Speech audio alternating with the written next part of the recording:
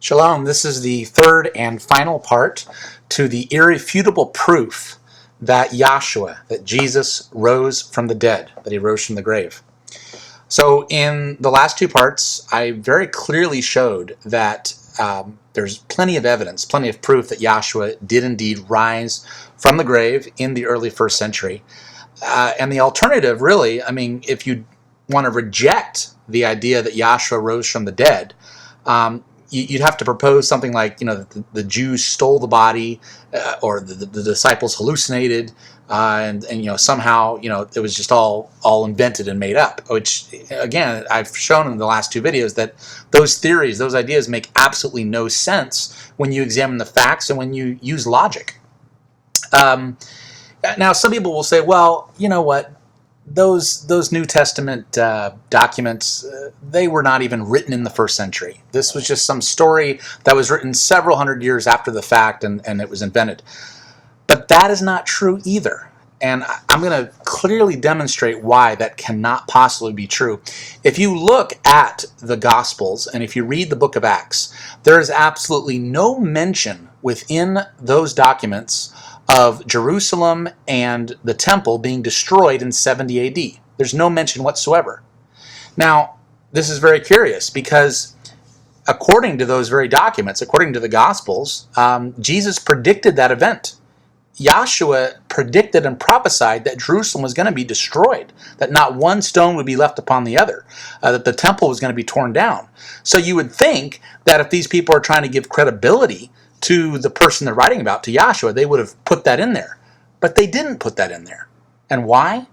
Because these documents were written before Jerusalem was destroyed, before the temple was torn down. Therefore, these documents had to have been written before 70 AD. And that is just a very, very clear evidence that these Gospels were written in the first century. Also, they discovered a piece of papyri parchment of the book of John in Egypt that is dated. It is dated by secular archaeologists, people who do not believe in the Bible. It is dated to 135 AD. Now, for it to have gotten all the way to Egypt by 135 AD, it had to have been written prior to then.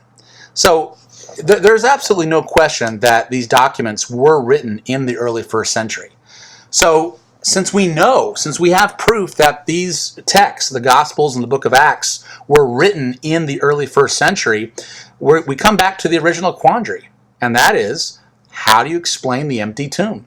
How do you explain that these men, these disciples, saw Yahshua after he had been crucified, after he had been publicly executed and put in a tomb? The disciples could not have possibly stolen the body. In the previous videos, I examined how their motives, they didn't have a motive to do so. But I'm going to also now talk about the practicality. If you study ancient Roman culture, you'll discover that in a situation like this, where Yahshua was put into a tomb, there was, of course, a heavy rock, a stone that weighed several tons that would be put in front of the tomb. It would take several strong men to move it. And there was a Roman praetorian, a guard, put around this tomb. And the penalty for a Roman guard to be slack in his duty, in other words, if someone were to break into the tomb, the penalty for a Roman guard to allowing that to happen would be death. So the Roman guards posted around this tomb would have a high incentive not to allow anyone to steal the body. The disciples had just been scattered and disheartened. They had just seen their master killed and slaughtered, and they didn't understand what was going on. They were in no mind frame to work a heist where they would have to move a several-ton rock and somehow overcome armed Roman soldiers that if those Roman soldiers failed in their duty to guard the tomb, they would be killed. So just the practicality of the whole situation shows the disciples could not have pulled off stealing the body. And of course, the Jews, the Jewish leaders and the Roman leaders, they had a vested interest in not allowing this new religion to spread. They did not want it to spread. So again, all they would have had to do is produce the dead body right there in the streets of Jerusalem, and this movement would have been killed immediately.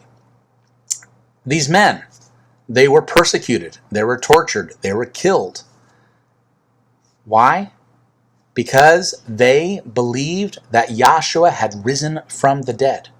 They knew it to be true. You can't explain that with a hallucination. Again, Paul the Apostle was against the religion. He was actively persecuting these people, and yet he saw the risen Yahshua. After Yahshua died, he saw the risen Yahshua. Okay, that can't be an hallucination. Even psychologists today will say that when someone has an hallucination, there has to be something within their mind that's already sort of in their subconscious to get them to see this. But Paul, I mean, he was completely against this religion. Why would he have an hallucination that would impel him to then turn 180 degrees and now start supporting the very religion he was trying to destroy? That makes no sense. So there is clear evidence here, very clear proof that Yahshua did rise from the grave. If you're an atheist, if you're an agnostic, if you're a pagan, if you're just an unbeliever or skeptic, there is no excuse for you. There is plenty of evidence, and you don't just have to take these 3 videos for proof. You can go on the internet yourself and verify these claims and see all the massive amount of evidence out there that Yahshua rose from the grave. And of course, since Yahshua did rise from the grave, you have the duty to read about him, to find out who he is in the scriptures, and to turn away from your wickedness, apply his blood to your life so that you can be forgiven, be filled with the Spirit, baptized in water, and start keeping his commandments, the Torah, his precious instructions that bring life, bring blessing, and help us to glorify him. That's what life is all about, glorifying Yahshua HaMashiach. And that's what we need to be doing. So, there's no excuse. We're entering into very dangerous times. I'm making this YouTube here at the very beginning of September 2013. And with things building in the Middle East, Syria, tensions rising, we're entering into a time where very soon you're not going to have any more time to repent. Turn to Yahshua. He deserves your worship, your life. This is Daniel John Lee with Torah Restoration Ministries. The website is www.spiritandtorah.com. Shalom.